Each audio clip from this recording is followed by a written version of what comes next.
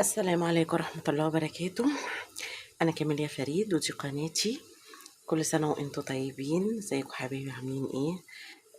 النهاردة أول يوم العيد الصبح بدري، وكالعادة يعني معظم المصريين طبعا اللحمة والفتة. فأنا دلوقتي هعمل معاكم ايه، هنعمل الشوربة مع بعض بس بطريقة مختلفة.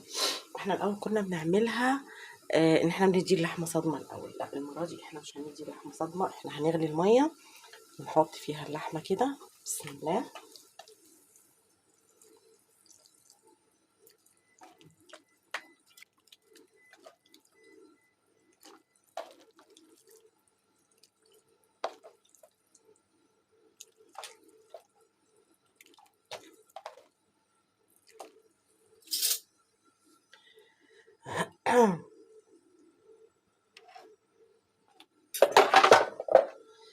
انا حطيت كده اللحمة بقى بتاعتي،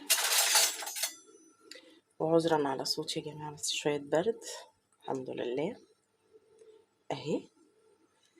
انا بقى مش هحط فيها حاجة غير بصلاية وطماطماية وقرن فلفل. لو عندك جزر ممكن تخرطي فيها جزراية، اي حاجة عندك موجودة ممكن تحطيها لو انت حابة. بس مش هحط بهارات ولا ملح طبعا كالعادة دلوقتي خالص. لما نطلع الريم ونرميه هنحطها. هنا بقى معايا اللحمة دخلت على السوا خلاص، يعني فاضلها حاجات بسيطة. شلت الريم طبعا كله، مفيش ريم. احط لها بقى شوية حبهان،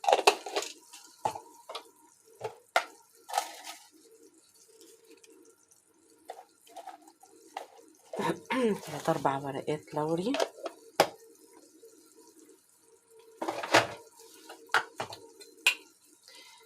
فلفل اسمر،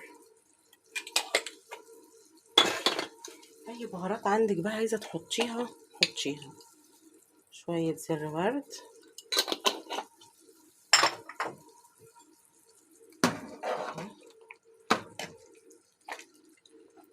بس هغطيها وهسيبه بقى ايه لغاية اما يستوي. انا محطتش ملح، هحط ملح اخر حاجة بحيث ان هي استوت فعلا يعني.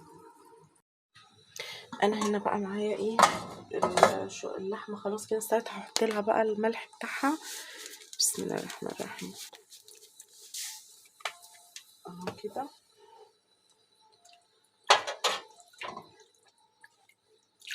هغطيها بقى وهي ايه هتشرب ملحها على مهلها. معايا هنا حلة هعمل بقى فيها شوية الرز.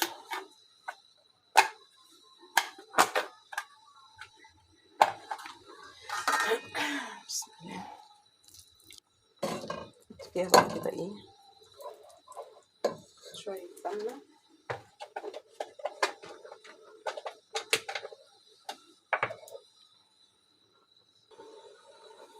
هنا السمنة ساحت بقى. هحط ايه الرز،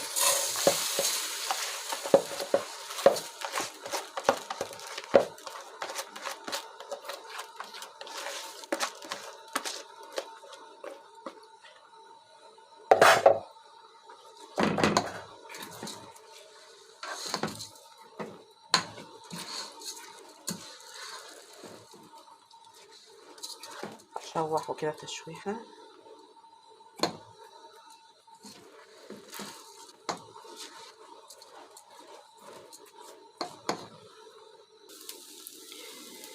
هحط بقى الملح بتاعي للرز.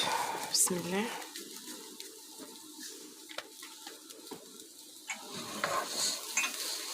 هو كده اتشوح معايا حلو قوي. هحط له ميته. طبعا مش هحط شوربه لان عندي بنتي ما بتحبهوش بالشوربه، فبعمله بالميه.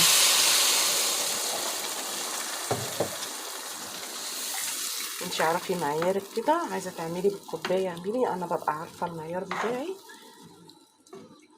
فما بعملش بالكوبايه.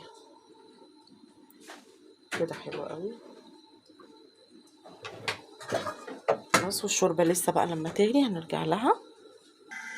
كده اللحمه بتاعتي بقى استوت وشربت ايه الملح بتاعها، فهاخد حبه كده. بصوا ده رغيف، عشان انا ما عنديش حد بياكل الفته غير ابني، فانا عامله له رغيف، محمصه له رغيف في الفرن وكسرته كده. احط عليه معلقتين شوربه بس كده، وهغطيها واسيبها بقى. انا كده هطفي، طفيت النار، والرز هنا عندي اتشرب ووطيت عليه النار، وهرجع لكم تاني. هنا بقى معايا ايه، تومه مع معلقه سمنه. انا طبعا عامله طبق فته واحد، انا عامله على قده اهي.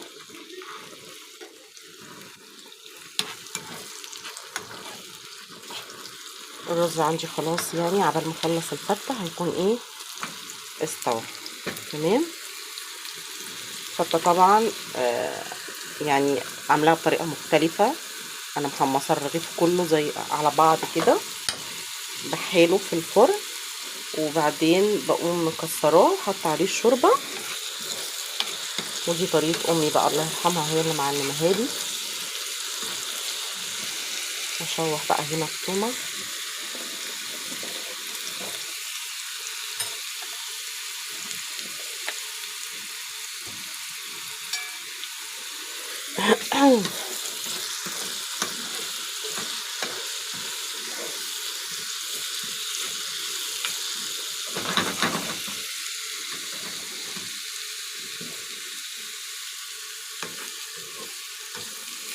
ايدك فيها كده بس عشان ما تتلسعش، تحمرش من مكان ومكان، لا تبقى كلها زي بعض كده، تاخد اللون ايه يعني اللي داخل على الجلد كده.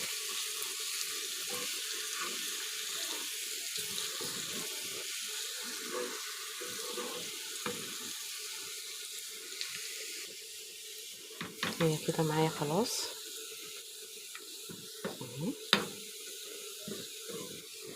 هطفي النار تمام. بصوا بقى انا بعمل ايه، باخد شويه كده، شويه سمنه، ثوم، واقلبها بقى تمام. بعد كده بحط بقى ايه في الطبق اللي انا عايزاه، واحط عليها نقطه خل،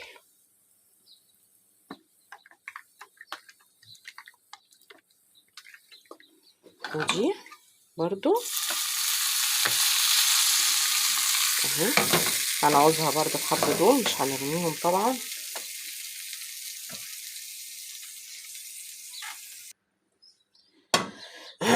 بصوا بقى يا جماعة، عشان ابني بس بيحب الفتة بطريقة مختلفة، انا هحط الرز الاول اهو،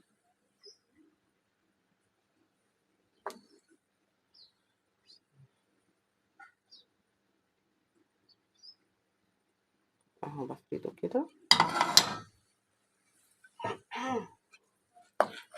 بحط عليهم بقى الفتة.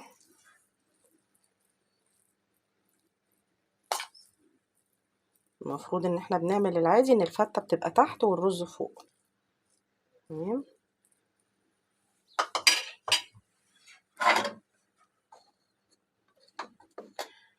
احط بقى ايه طبقة تانية بقى كده، هفردها عليه عشان سخنة بس على ايدي، وارجع لكم. بحط بقى هنا كده على الوش كده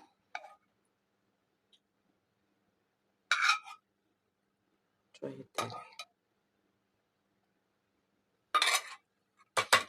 بس. وده طبق بقى الفتة بتاعنا.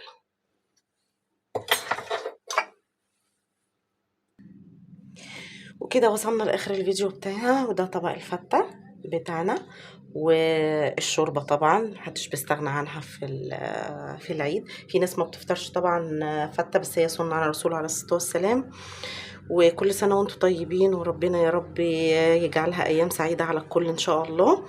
واشوفكم الفيديو الجاي على خير، وربنا يحسن ما بين ايدينا جميعا.